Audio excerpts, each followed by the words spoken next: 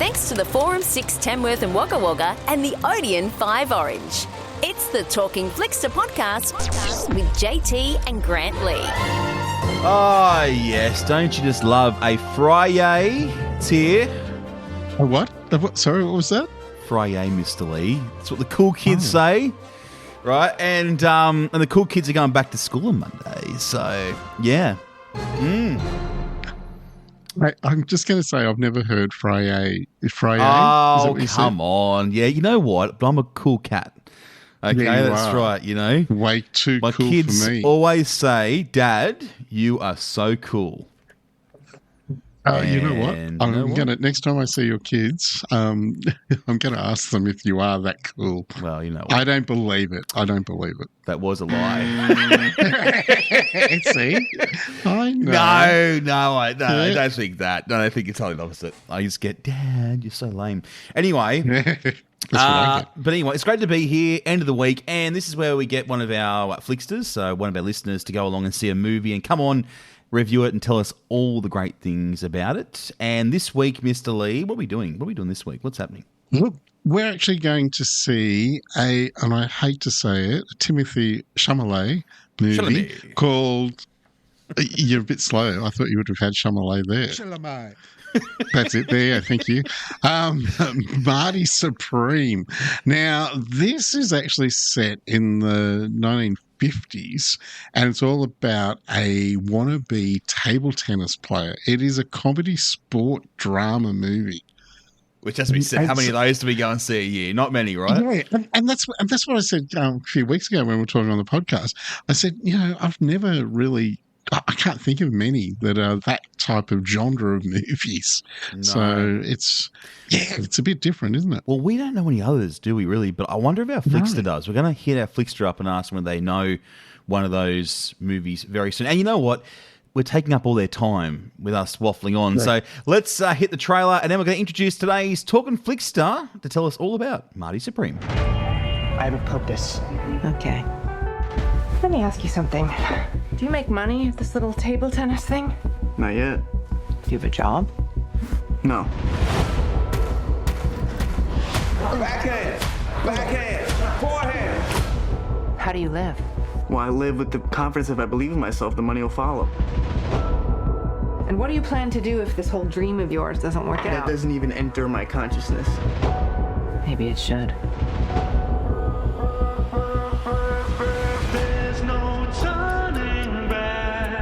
Everything in my life's falling apart, but I'm gonna figure it out. Do you need help? I could help you. You want to go hustling again? Put your money where your mouth is. 176, 177, 178. Mouse is back, baby. Yeah! Marty, I can't support your mother for the You're not gonna have to, because I'm gonna step up. Step up I'm gonna how? step up in a way you can't even imagine. Marty, I'm going to make you an offer. I gotta do it completely on my own. It's every man for himself where I come from.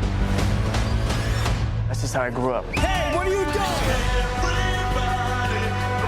I don't think you understand the stakes here. You find that funny? I get nervous laughter sometimes. Are my eyes broke or is that mouse, baby? Thank you so much. You're my pop. We believe in you. Hey, I'll rip that unibrow right off his forehead. You want to get physical? Like an ape? Come on, he's right here. Have you ever thought about what you're doing to me? Give us our money. When they do, I'll be right behind you. Everybody wants to rule. And it's only a matter of time before I'm staring at you from the cover of a Wheaties box. You think it's that simple? Yeah, I do. Everybody wants to rule. Oh, this is my part. This is my part.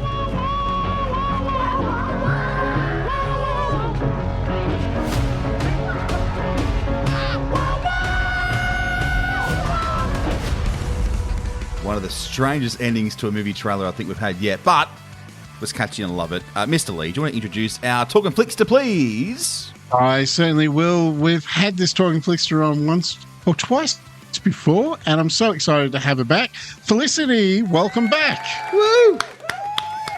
Hey guys, how's it going? Good to see you both again. Yeah, great to have you on, Flick. What was the last one we sent you to see? It was a horror, wasn't it? I'm pretty sure. You've sent me to see some crackers, there's no doubt. I've been to see Clown in a Cornfield. That's right. Which is a horror classic. And you've sent me to see, it's like Rebel Wilson's The Bridesmaid one. What was that? Bride Hard, was it? Yeah, Bride Hard. Thank you. Yes, yeah. Bride Hard. Yeah. Yeah. Well, we'll find out how this one stacked up, whether we sent you off to see a good movie this time around with Timothée Chalamet. Before we do, though, I've got to ask you, though, American sports comedy drama films. Do you know any of them? Do you have any favourites? I was sitting here thinking about, oh my gosh, how many of those actually exist? And you know what actually popped into my mind? It's Adam Sandler's like Billy Madison, the golf film. I think that's a comedy sports film. Happy Gilmore. Yeah. Yeah, Happy Gilmore. Yeah, there you go. Happy Gilmore. Thank you. Yeah, spot on. We could have had Cool Runnings. That's the Olympic one. Feel Good. The Mighty Ducks. Rocky. Bennett Like Beckham. I don't think that was a comedy, was it? Well, but Mr. Lee, we're straying away from comedy now. Come on. It's a drama. It's a drama, right? It did say drama. Karate Kid as well. I suppose it's comedy to a degree. Yeah, that was. Yeah. Rush. There's a remember the Titans. That's more drama though. I think, isn't it? Yeah, so that one was. But well done, Flick. Let's talk about Marty Supreme. What did you think? Okay, so I went into Marty Supreme completely blind. I knew I was going to see a film with Timothée Chalamet in it, and I knew it was going to be about ping pong, but I thought I was going in to see a serious drama film, like a sports documentary film, and then here we are, and I'm like, I'm not quite sure if I'm supposed to laugh. Is this meant to be funny? Is this black humor? So it caught me off guard. I was not expecting to see such a chaotic, humorous sports film, really. So, yeah, that was my first impression. It really caught me off guard. Yeah. Oh, wow. How good is that? So tell me, what do you think of Timothée Chalamet's performance in it? Because he got a nom for Best Actor. He did. I'm a Timothy fan. So, I loved him in June, and I really enjoyed him in The King, which I think that was a couple of years ago, 2019 or something like that. And, to watch this film, it's a completely different style for him. And I wouldn't say Marty Supreme, I don't think Marty Morza is actually a likable character. I don't think you actually like the main character. You realize that sort of halfway through the film. You're like, this is not a good person. This is not a good guy. But somehow Timothy still makes you feel like you want him to succeed.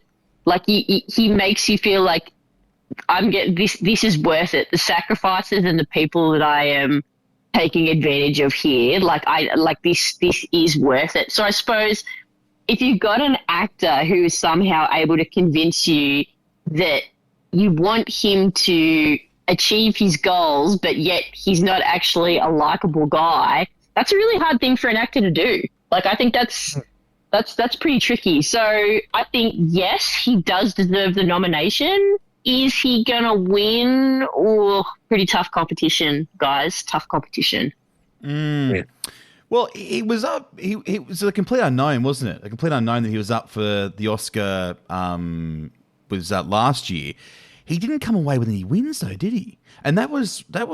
I think we had predicted that, had we not? Because he was just so good in that movie, and everyone was talking about Timothée Chalamet last year. And remember the performance, his little performance he put on at the Oscars as well. Like, it was just everybody was talking about it. So maybe this is his year. I don't know.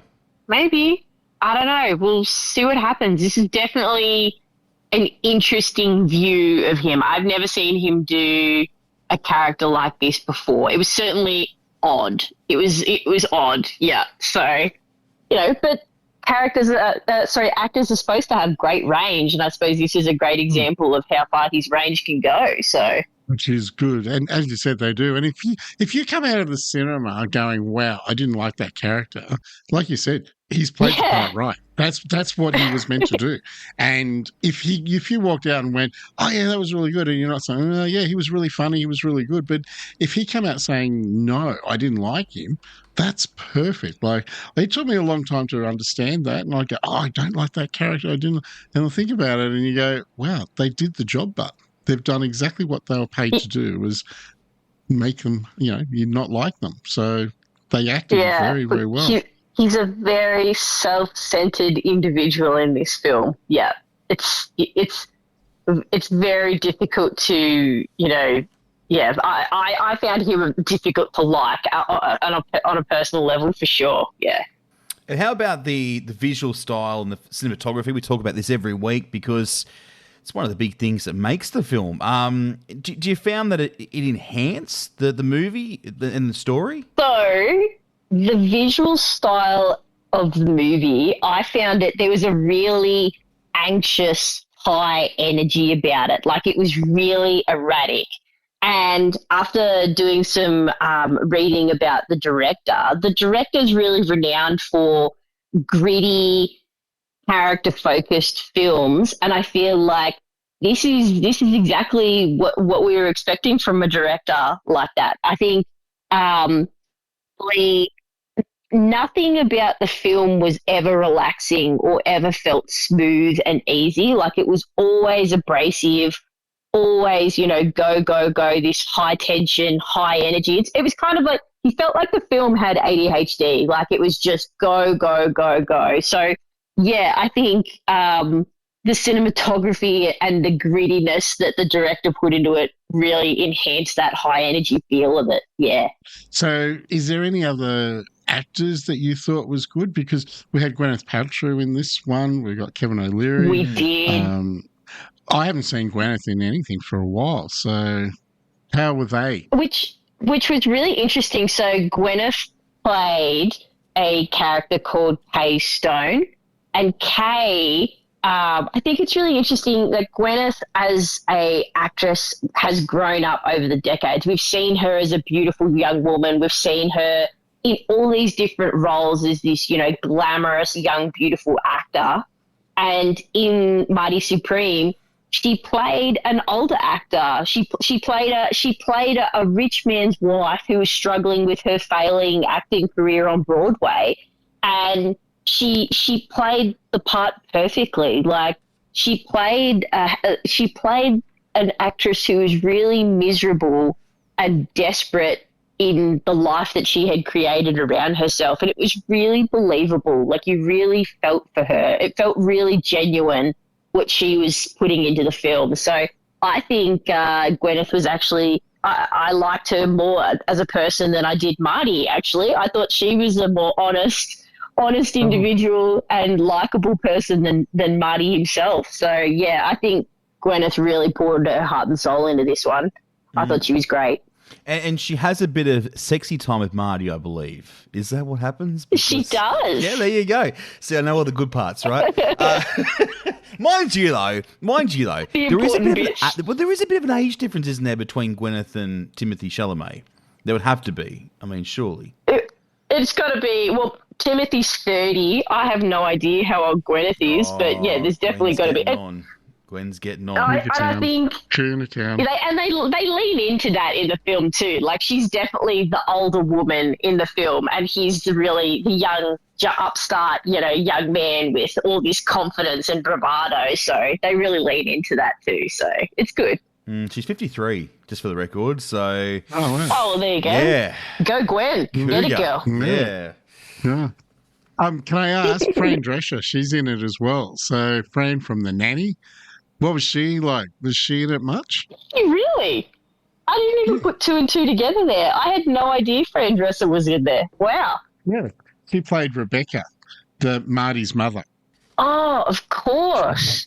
Oh, well, that breaks my heart for her. Marty didn't do good things to his mother. He doesn't do good things to anyone. So poor Fran Drescher. Yeah, you got to be nice to your mum. Gee.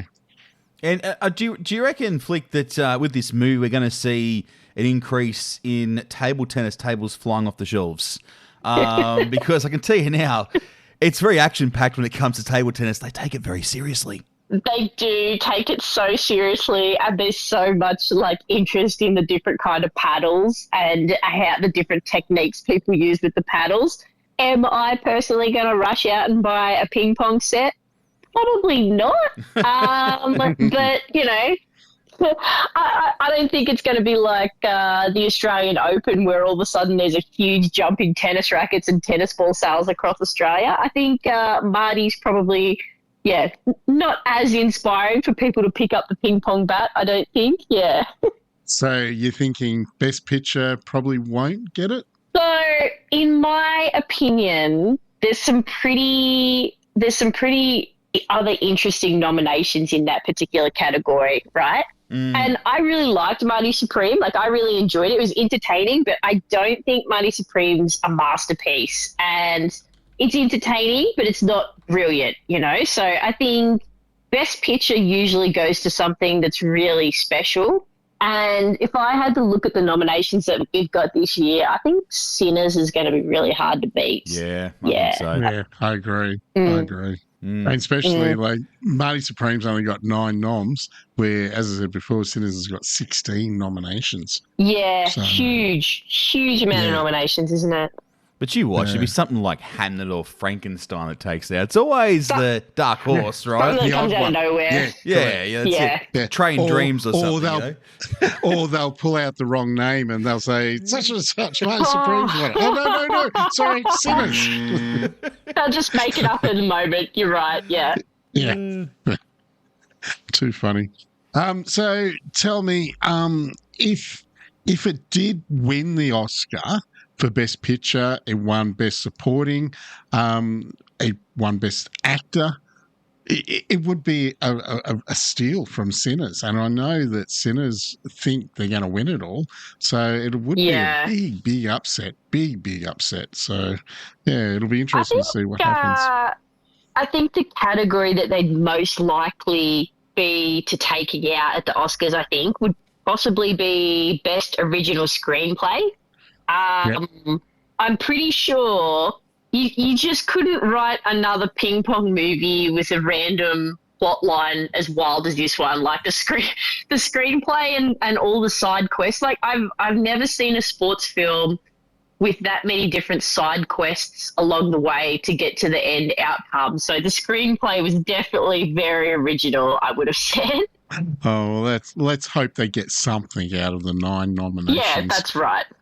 Yeah. That's right. No worries. Well, we've come to that time that we've got to head over to the freezer and get some choc tops out. Let me just open it up. Still got the same freezer, Flick. Still old and squeaky. I mean, I keep asking for a new one, but Grant Lee just said there's no money in the budget. So, anyway. Have you got any strawberry in there? I've only got strawberry and vanilla. That's it. So, Felicity, you've got 5 choc tops. How many choc tops are you going to give Marty Supreme? I'm giving Marty Supreme 3 out of 5 choc tops. Yeah. Well done. Yeah, that's pretty good. So, so go see it. Yeah. That'll be my quest. If you're interested in the chaotic pursuit of greatness, you'll enjoy it. You'll love it. If you love a side quest, you'll be into it. Oh, all over it. Well, there you go. That is one on the cards for the weekend. Marty Supreme, you heard it from Flick. Thank you once again, Flick, for joining Talkin' Flicks. How good's that? My pleasure. Anytime, gentlemen. There you go. I like that segue. That was very good. Now, Miss Lee, I've got a question for you. Yes. Talking about budgets, what do you reckon the budget is for getting a table tennis table in here? What do you reckon? Oh, yeah, I think we could do it. Can we ask Andrew? Because I'm sure he would be. Yeah. It's for morale. Well, okay. Yeah, it is. Oh, look, I've got the work company credit card on me at the moment. So, yeah, I'll just go get one now. Okay. So, first table tennis table, then new freezer. Yeah. No, we'll think of something better for us.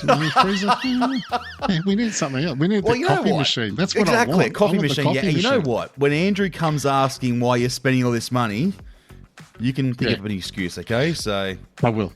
Yeah. I'll say, no, Marty Supreme made us go buy table tennis. Exactly. So we need All right. that table. Well, thank you. We do. And thank you for fighting for this show. I really do appreciate that.